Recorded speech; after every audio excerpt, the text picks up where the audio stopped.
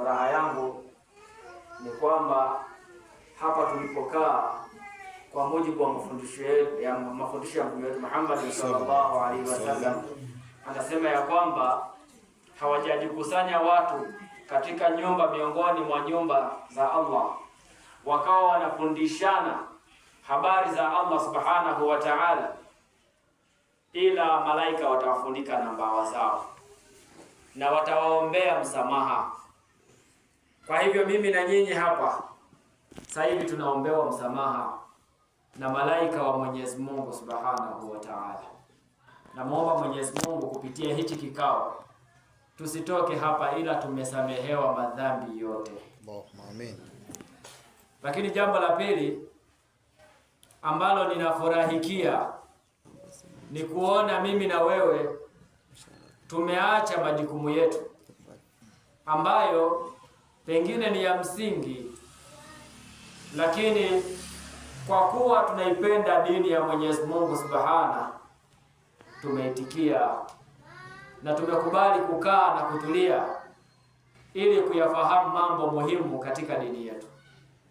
Kwa hivyo hii inaonyesha ya kwamba sisi tuna thamani kwa Mwenyezi Mungu Subhanahu wa Ta'ala kwa sababu tu ya hali tuliyoionyesha ya kujifunza. Na kupitia hili naomba yule ambaye alikuwa hajaweka nia ya kusamehewa, nia ya kujifunza, yeye amekuja tu, basi afahamu ya kwamba yuko sehemu ambayo itamtetea siku ya Kiyama. Afahamu ya kwamba ataondoka amesamehewa. Afahamu ya kwamba hii ndiyo fursa ya kumuomba Allah Subhanahu wa Ta'ala yale mazuri duniani na akhera. Tufahamu ya kwamba ndugu zangu, unapokuwa umetenda wema, huo wema ndicho kielelezo cha maombi yako, yani tawassul. Tawassul, kumuomba Allah kupitia mema yako.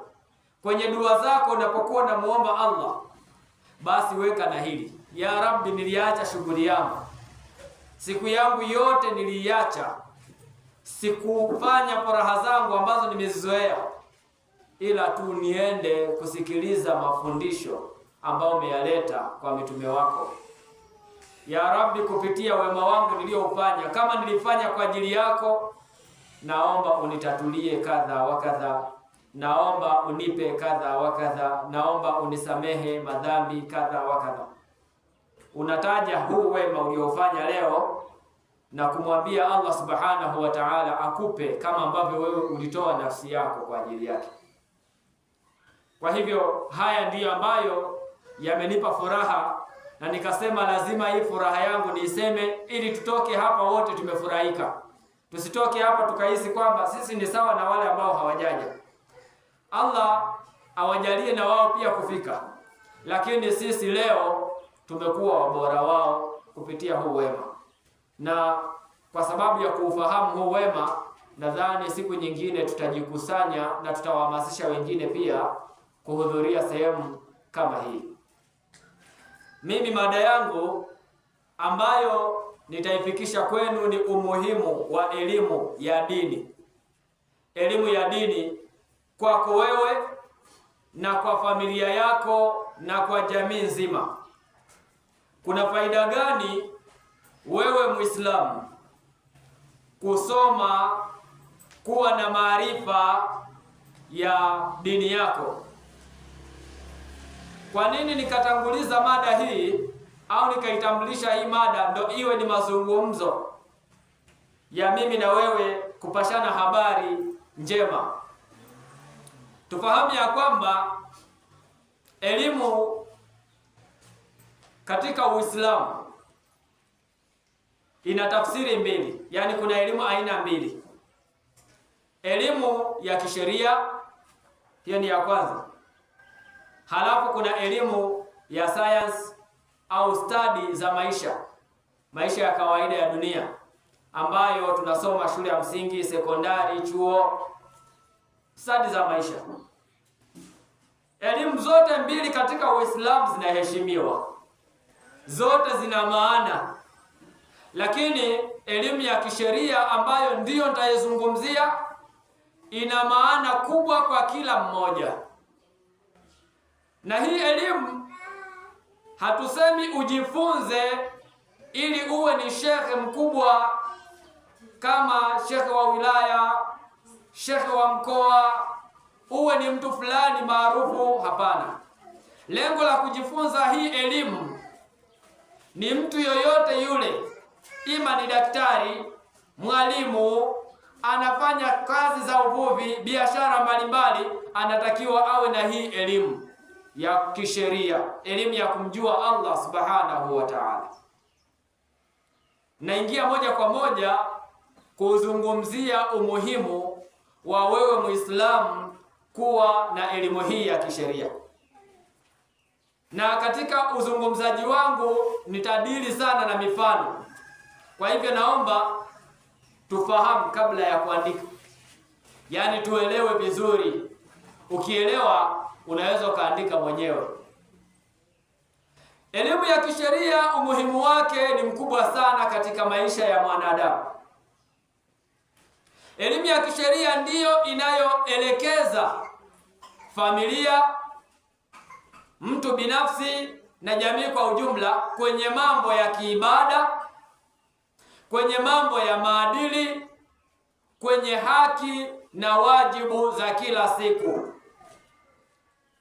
Allah subhanahu wa ta'ala anasema pindi alipokuwa anazungumzia suala la kuzuia, kwa nini kuna maaskari, kuna magereza, kwa nini imetengenezwa silaha ya kumuua mwanadamu, ni kwa sababu dafu, kuweka mazuio ya machafuko. Yaani hawekwi askari ili akukamate, ila askari amewekwa ili kuzuia mwizi asiibe, muuaji asiue. Magereza yamewekwa kwa ajili ya kukutisha wewe uache kufanya uovu, usije ukaingizwa gerezani. Lengo ni amani ipatikane. Huu ni mfano wa jambo ambalo linalengwa kwenye sheria, kwenye elimu ya kisheria. Wewe Muislamu unatakiwa upate maelekezo maalum ambayo yatasababisha familia yako iwe inatekeleza ibada ipasavyo. Familia yako iwe na maadili yanayotakiwa kwenye jamii. Familia yako ijue haki ya kila mtu.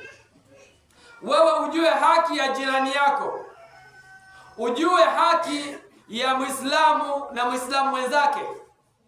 Ujue haki za mume na haki za mke. Ujue haki ya kiongozi na kiongozi kwa raia wake. Zikipatikana haki, ndo hapo itapatikana amani na maadili yatakuwa na ibada zitafanywa bila changamoto yoyote. Na hayo ndiyo maisha ambayo kila mmoja anayatamani, maisha ya amani.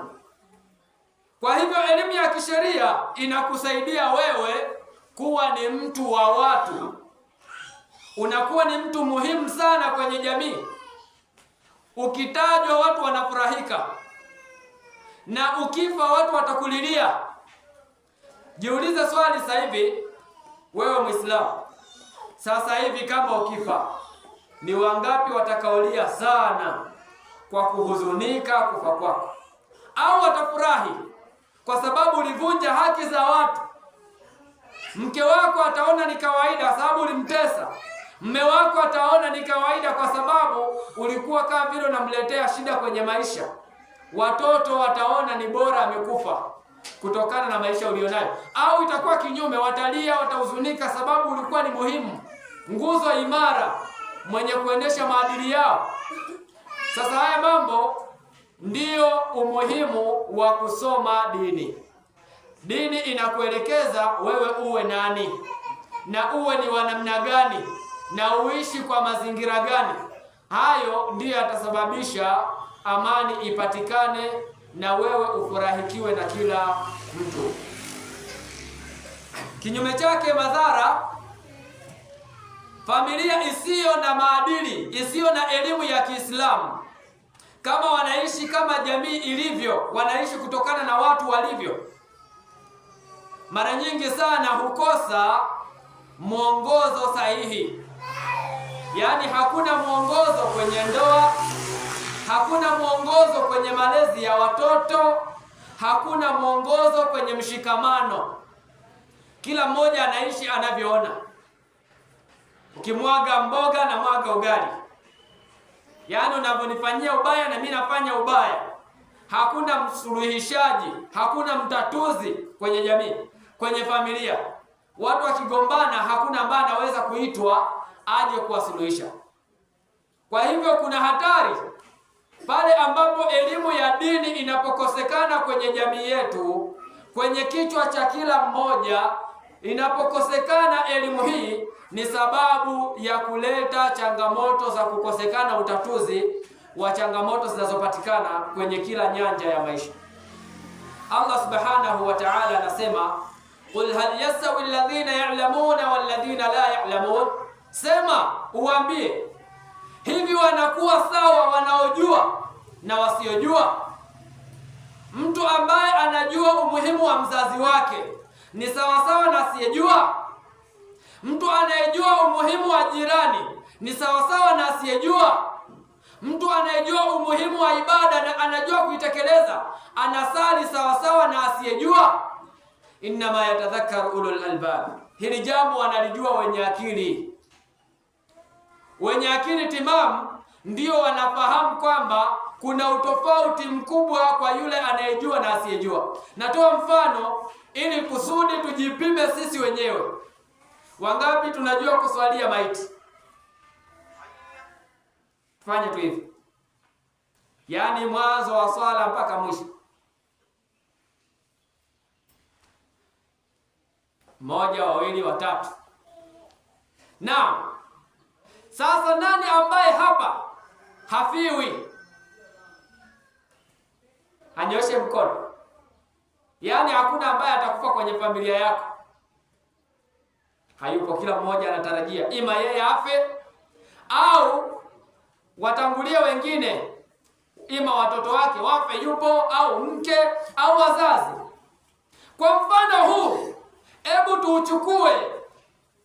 Wewe umefiwa na baba, ambavyo Mtume sallallahu alaihi wasallam anatufundisha ya kwamba idha mata ibn adam, akifa mwanadamu matendo yote yanakatika, illa min thalath, isipokuwa mambo matatu.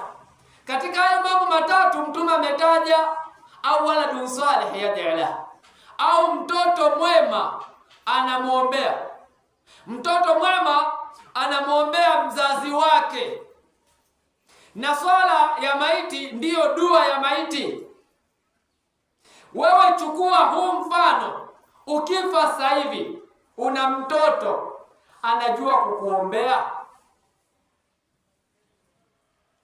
Kama ajui, matendo yote yamekatika, ila mtoto wako angekuombea yangeendelea. Unaona unavyofeli?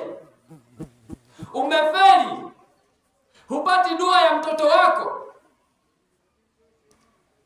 kwa sababu mtoto hajui. Kwa nini hajui? Ulikuwa unamtuma aende shamba, asiende madrasa.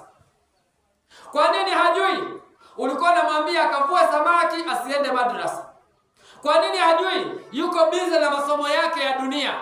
Sasa pale kwenye salatul mayyit hakuna what is biology, haipo.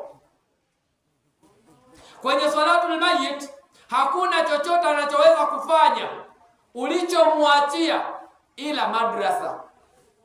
Kwa hiyo kumfundisha mwanao, kumuimarisha aende asome, ni wewe kupata faida ya kuombewa. Atakuombea tena, yeye ndo ana uchungu. Akisimama pale kwenye janaza, sikiliza swala hii ilivyo. Takbira ya kwanza ni kusoma surati al-Fatiha, hiyo wengi wanaijua. Takbira ya pili ni kumswalia Mtume sallallahu alaihi wasallam. Takbira ya tatu ni kumwombea aliyekufa. Sikiliza haya maneno: Allahumma ighfir lahu warhamhu wa'afihi wa'fu anhu wa akrim nuzulahu wa wasi' mudkhalahu. Maneno ya mwanzo. Ewe Mwenyezi Mungu, msamehe mja wako na umuhurumie na umuafu na umufutie madhambi yake. Allahumma, e Mola wetu, akrim nuzulahu, mafiko yake yaweke mazuri, afike sehemu nzuri. Wa wasi' mudkhalahu, na mafikio yake mle ndani ya mwanandani uipanue. Anakuombea mazuri. Wewe umekufa unaenda mbele za Mungu, basi Mungu akupokee vizuri. Mwanao hajui, anachojua ni kuloa, anachojua ni masomo ya shule peke yake. Maana yake mimi sikusudii mwanao asisome, asiloe, sikusudii hivyo, ila nakusudia awe anajua hizo shughuli za nyumbani, na awe anajua namna ya kukuswalia ukifa, awe anajua namna ya kukuombea. Wengi wetu sisi tunachokifanya kwa watoto wetu ni kuwafundisha, bwana nenda tu msikitini, akae, mara amerudi hatuwafuatilii, pengine asifike, au wewe mwenyewe ndo chanzo. Kwani unasoma uwe nani? Uko madrasa utasoma, baadaye utakuwa nani? Hauna faida yoyote. Hebu twende shamba, faida utaiona ukifa. Pale atakapokuombea dua ndio utaona angalau mwanangu huyu ananiombea, kuliko ambao wanalia tu, ambao wanalia wanapiga tu makelele, wanakuongezea mzigo. Umetuachia nini? Angalia hapa nyumbani, umetuacha na nani? Hayo tena yanakuumiza zaidi. Ni kweli hujawaachia kitu, na kule Allah anakuuliza, nilikuachia neema ya muda. Watoto wako umewaacha maskini sana, ulijali starehe zako, hata namna ya kukuombea hawajui. Kwa hiyo chukua mazingatio kwenye suala la maiti, kwa kuwa utakufa. Uone kuna umuhimu wa wewe kumsomesha mwanao ajue nini cha kufanya. Hili jambo la kwanza. Tunajifunza jambo la pili kwenye hii kauli, au waladun salih yad'ala, au mtoto mwema anamuombea. Hii kauli ya pili maana yake mwanao ili awe mwema. Kama wewe ni mtoto wa mzazi wako unaye au ameshakufa, Mtume anasema waladun salih yad'ala, mtoto mwema anamuombea mzazi. Chukua hichi kipande cha kauli, mtoto mwema anamuombea mzazi. Maana yake kama akuombei, yeye sio mwema. Umemwandaa mtoto wako kutokuwa mwema kwa sababu hajui kukuombea, yeye sio mwema. Utaulizwa kwa nini sio mwema? Na wewe pia jipime hapa. Usiseme mimi ni mwema na swala 5. Mimi ni mwema na jistiri hivi. Wewe ni mwema unamwombea mzazi? Unamwombea mzazi wako? Kama humuombei, wewe sio mwema. Lakini kama unamwombea, wewe ni mwema. Ni kipimo cha kujiona wewe ni mwema au sio mwema. Na ili umwombee mzazi, lazima uwe unajua. Allah subhanahu wa ta'ala anasema katika surati Isra, baada a'udhu billahi minash shaitanir rajim, wa qada rabbuka alla ta'budu illa iyyah, amehukumu Mola wako usije ukamwabudu yoyote ila yeye. Wa bil walidaini ihsana, na wazazi wawili wafanyie wema. Baada ya haya maneno Allah akafundisha namna gani unaweza ukafanya. Wa qur rabbi irhamhuma, na uwe unasema ewe Mola wangu wahurumie wazazi wangu, kama rabbayani saghira, kama ambavyo wamenilea mimi nikiwa mdogo. Kwenye sijida zako mbona neno fupi tu, ewe Mola wangu wahurumie wazazi wangu kama walivyonihurumia mimi nikiwa mdogo. Jichukue sasa hivi ujiweke kwenye udogo kwa kumwangalia mtoto mdogo anavyobebwa, ndio hivyo ulivyokuwa unabebwa. Anavyosogezwa kwenye ziwa ndio ulikuwa wewe. Anavyowekwa mgongoni ndio ulikuwa wewe. Anavyoogeshwa ndio ulikuwa wewe. Mzazi anakuhurumia. ukilia tu tayari amekukumbatia, ndio ulikuwa wewe. Hiyo huruma ya mzazi, muombe Allah amhurumie kama alivyokuhurumia wewe ni mdogo, na hii ni ishara ya kwamba sasa wewe ni mwema, kwa kuwa unakumbuka fadhila, jinsi ambavyo mzazi alihangaika kwenye ujauzito mpaka kujifungua, lakini ameumia kwa ajili yako, ila bado anaona wewe hautakiwi kuumia. Ima amezaa kwa operation, lakini bado analazwa kifuani kwake, wewe unalazwa kifuani kwake, ana operation apate joto la mama. Haya ndiyo ambayo dini yako inakufundisha. Lau kama ukijua umuhimu wa kusoma dini, wewe utakuwa ni mtu muhimu kwa mama yako na baba yako, kama ambavyo watoto wako watakuwa wanaona umuhimu wako wewe mzazi, kama ukiwafundisha haya mambo. Lakini kama ukiwafundisha masomo mengine ukaona huku ni kupoteza muda, wallahi tarajia haya yafuatayo. Ni wangapi ambao wamesota sana kijijini, amechimba sana mihogo, amevua samaki, amefanya kazi nyingi, mara mkaa na tanuru kubwa, anapata joto lake, ana shati imechanika mgongoni, wanashindia viazi, maisha yao magumu, lakini wanatunza hela kwa ajili ya ada.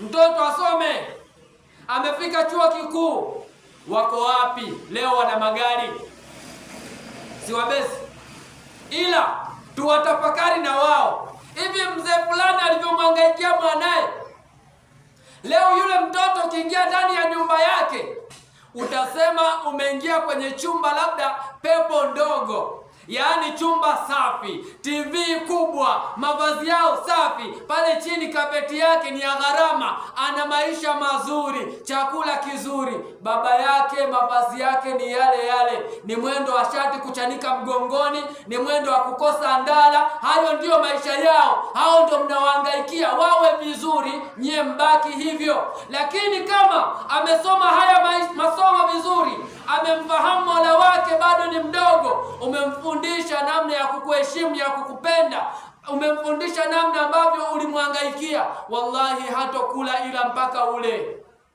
wallahi hatovaa ila mpaka uvae, wallahi hatakupenda mpaka mauti wako anakufikia. Hata kama umemhangaisha kiasi gani, atakulilia, atakuombea na ataendelea kukupenda. Lakini kama hujafanya mapema hayo, tarajia kwenye msiba wako watu kula vizuri, lakini usitarajie wewe kula vizuri. Huenda utakufa na njaa ndani ya nyumba, halafu atakuja kuleta ng'ombe wengi, ataleta mchele, ataleta kila kitu, kwamba ule msiba ni wa matajiri. Tajiri yule ambaye baba yake alikuwa amekufa na njaa. Umuhimu wa elimu ya dini, nafasi yake ni kubeba moyo wa mtu na kumpa utu katika maisha yake. Weka akilini, kumsomesha mtoto wako dini sio kumpa ujinga kama ambavyo watu wanaamini, ila ni kumpa thamani ya kila mtu. Ataona thamani yake. Thamani ya mzazi ataiona ni kubwa kuliko pesa zake. Thamani ya jirani yake ataiona ni kubwa kuliko mavazi yake. Thamani ya dini yake ataiona ni kubwa kuliko cheo chake. Atakuwa ni mtu mzuri mno, na wewe utakuwa unatajwa. Kila wema anaofanya wewe unatajwa kuwa ndiyo sababu malipo unayapata. Wazazi wengi, watoto wetu tunapokufa sisi, huwa wanatufanyia hivi. Ameota ndoto ya kutisha, anaota wewe unamkimbiza, umeshakufa, unamkimbiza. Sasa naogopa, hapo ndo ataita mashehe. Shehe bwana, kuna dua nyumbani kwangu, naomba uje tumuombee mzazi wangu, maana nimeanza kumuota, naona Mungu ananikumbusha. Ambacho anakiweza ni kumuita shehe, alafu yeye anamuandalia pale maandazi, hitima. Huo ndio wema ambao ameweza. Yaani anachukua maandazi na chai, anawaita waumini pale, watakuja watazunguka hivi, alafu sikiliza wanachokisoma. Yeye yuko kimya, hata hajui kusema bismillah, hata hajui namna ya kufanya. Wanaleta ubani, wanaweka pale moto, wanaanza kusoma fulani bin fulani, unataja jina lako, unaweka ubani, Allahumma ighfir lahu warhamhu waskilhu aljanna. Tena masihara yanafanywa pale, unaweka ubani, Mungu msamehe fulani na umpeleke peponi. Samani kwa kashendas ambaye ambao nyama. Nyosha tu hivi kwamba wali nyama. Nyosha ni samani.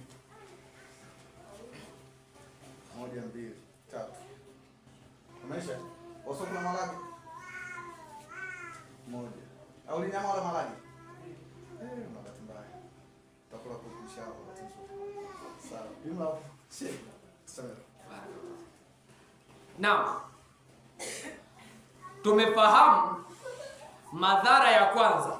Kutomsomesha mwanao dini ni sababu ya yeye atakuwa anakukumbuka mpaka aote.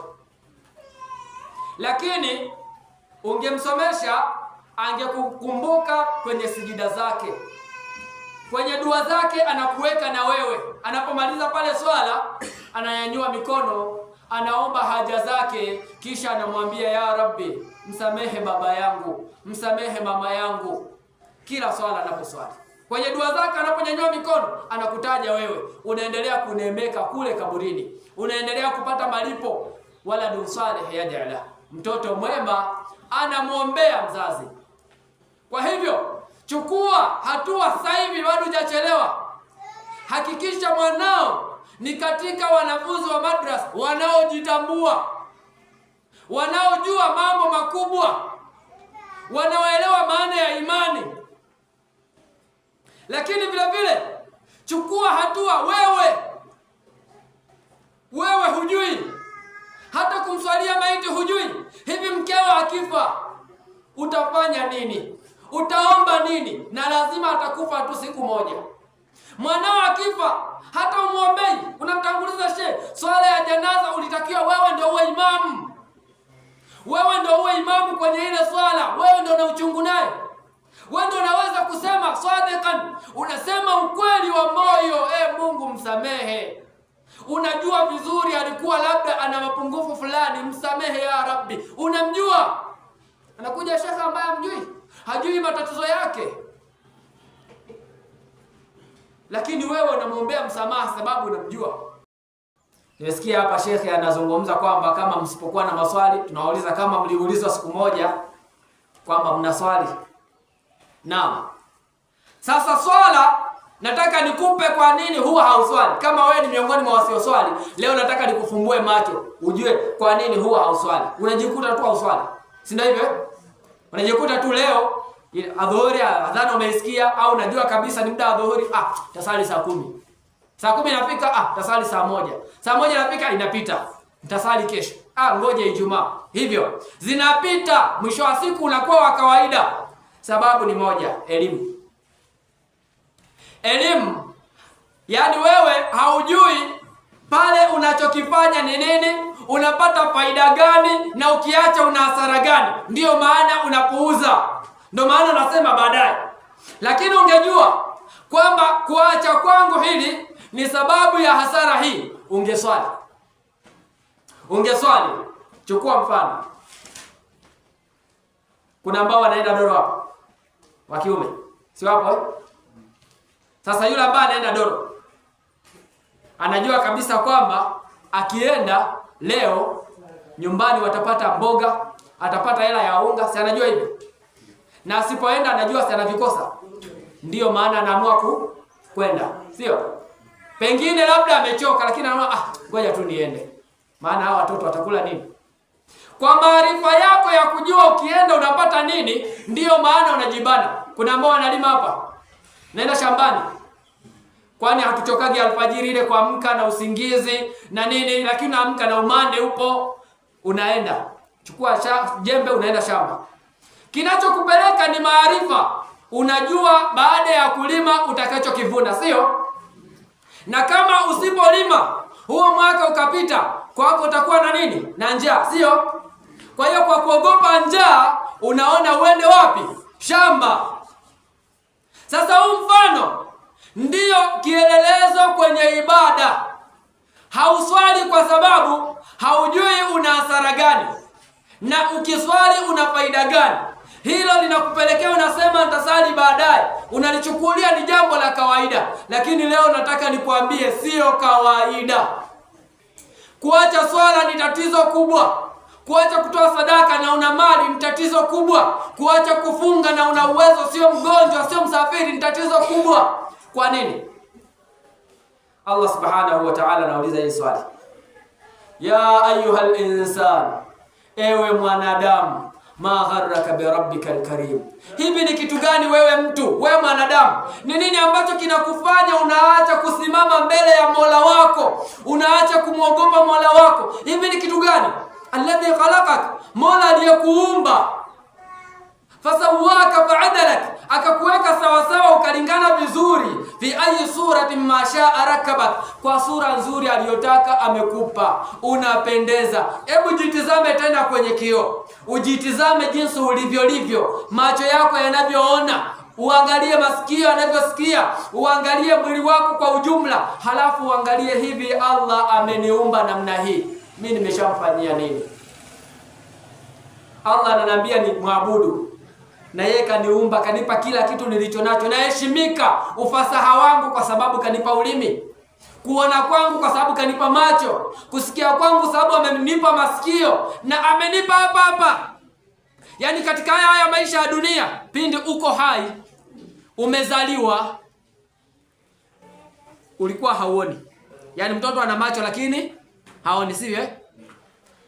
Tunafanya hivi bado akajaona, bado akasikii, bado akaelewi, kanakuwa taratibu. Ndio wewe mpaka unafikia kipindi cha kuona, kusikia, unaanza kujua kutembea, unaanza kujua kukaa, kufanya mambo mbalimbali. Sasa Allah amekutoa kwenye hali ambayo haiwezekani kuyafanya hayo, haiwezekani kusikia, akakuleta mpaka ukasikia, ukaona, ukawa na maisha ambayo uko nayo sasa. Hivi huyu Allah kweli ndiye anayekuita kuswali? Unakataa. Hivi Allah huyo ndiye anakuambia hayya ala sala, njoo uswali, wewe unasema uko busy? Kwa wema aliyokutendea kweli. Hebu chukulia tu mfano. Wewe umemchukua mtu huko, alikuwa na kazi, ukampa kazi, ukampa maisha, alikuwa hana hata namna ya kupata 200, umempa. Au sisi chukulia mfano kwa wanaume. Wewe mwanamume umeoa, una mke, umempa mahari, umempa kila kitu, anapendeza kwa mavazi ambayo unamnunulia, anaheshimika kwa sababu yuko kwako. Halafu huyo kweli eti ndio ambaye ukimuita hataki kukuitikia? Ni sawa? Sasa yani pamoja na yote umemfanyia, halafu unamwambia mama fulani njoo, anakuambia niko busy kweli? Hivyo hivyo mwanao uliyemzaa, chakula kila siku unamtengea, unampatia, hela ya daftari unatafuta, unajinyima, unampa. Halafu anafikia kipindi kweli unamwambia mwanangu nina shida na wewe, anakuambia mama mimi niko busy na mambo yangu, usinisumbue. Kweli itakuwa sawa? Kama sio sawa, hivi Allah vipi amekuumba, amekupa kila kitu? Haukuwa hivi wewe. Uzuri ulionao kakupa yeye. Usingezaliwa bila yeye. Baba yako alikuwa nje ya hospitali, mama akiwa ndani ya hospitali, wote wanasema Mungu ajalie azaliwe salama na mama awe salama. Hakuna anayeweza kupambana hapo ila Mungu peke yake. Halafu umekuwa, Allah anakuambia njoo uswali, unashindwa kweli? Hivi wewe umempima vizuri Allah jinsi ambavyo amekufanyia wema? Tatizo ni kutopima. Ni kwamba la tatadhakkarun, hatukumbuki ile tadhkira kukumbuka wema wa Mwenyezi Mungu huwa hatufanyi. Hatukai tukafikiria jinsi ambavyo Mwenyezi Mungu ametutendea wema. Ule wema wa Mungu huwa hatuoni. Ndiyo maana huwa tunakuwa bize, kwa sababu hatuoni tunamkatalia nani. Wewe unaona kwamba labda hapa ni shehe ananibanabana hapa ni sali. Hivi unafikiri kwamba ukiswali shehe anapata pesa? Na usiposwali shehe anapata hasara? Hivi unafikiri kwamba huyu ustadhi ambaye anakuambia njoo tuswali pale baada ya sala pale, akienda nyumbani kwake anakuta na hela mfukoni kwamba leo amekusababisha wewe swali? Au maisha nyumbani kwake yanapendeza, anapata unga ndani mle? Wallahi hakuna anachokipata ila ni kumfikiria Allah. Hawa mashaka mnawaona hawa wanaokaa hapa na kuwazungumzisha, na wao ni kama nyinyi, wanatamani wapate nyumba, sawa? Wanatamani wapambane wapate gari, wanatamani wapambane watoto wao wasome kwenye shule za international, yani zile kubwa kubwa. Kila mmoja anatamani hilo, lakini yeye amejitoa wakfu. Anaona mimi nawafundisha Waislamu, Allah akinijalia hayo maisha nitayapata, ili ujue. Halafu huyo ndo anakuita sasa, njoo usome, mimi nimeacha kila kitu nikufundishe wewe. Wewe utaenda kwenye kazi zako, ila baadaye upate muda uje usome, umjue Mola wako. Wewe unaona shehe kama anazengua hivi, unaona kama vile shehe ukisema usikize mashehe hawa bwana utakufa hivi hivyo. Ngoja kwanza nipambane, shehe nitakuja bwana, ibada ipo tu, lakini hili nililonalo sasa hivi ni kubwa. Umejipa mamlaka, lakini maisha yako yote yanamilikiwa na Allah subhanahu wa ta'ala. Jiulize swali, wewe Muislamu, na wewe unayesikiliza vizuri, unayeelewa hili jambo, kama umeweka nia, ulipambanaje vipi ndani ya tumbo la mama yako? Mmoja anaweza kunielezea ni namna gani amepambana mpaka akapata hayo macho. Nani anaweza kuniambia umepambana vipi mpaka ukawa na akili timamu? Hivi yule mwenda wazimu alikwama wapi mpaka akawa kichaa, akazaliwa disease, halafu wewe ukawa na akili timamu? Umepambania wapi? Tupe mbinu ya mafanikio yako. Unaona jinsi ulivyo maskini sasa? Unaona jinsi ambavyo hata we mwenyewe hujui kujipambania? Ndiyo maana Allah anasema nyinyi wote ni maskini, lakini Allah ndiye tajiri. Mimi na wewe wote sisi maskini, hatuna tunachokimiliki, lakini Allah peke yake ndiyo tajiri, anayetoa bila kujali, na anakupa na anakufanikishia. Thumma antum tushrikun, kisha baadaye unamshukuru mganga. Anashusha mvua, kisha baadaye unashukuru mashetani. Anakupa neema ya afya ya akili, kisha baadaye unawashukuru watu. Yaani uko tayari bosi akikuita muda wowote uende, lakini sio adhana. Aliyekutendea wema kati ya bosi na Allah ni nani? Bosi kakupa kazi na Allah kakupa afya na maarifa ya kufanya kazi ya bosi iende vizuri. Ni nani bora? Mbona tunawaitikia watu kuliko Allah? Hebu wewe chukua sasa mazingatio ya aya hii, na ndio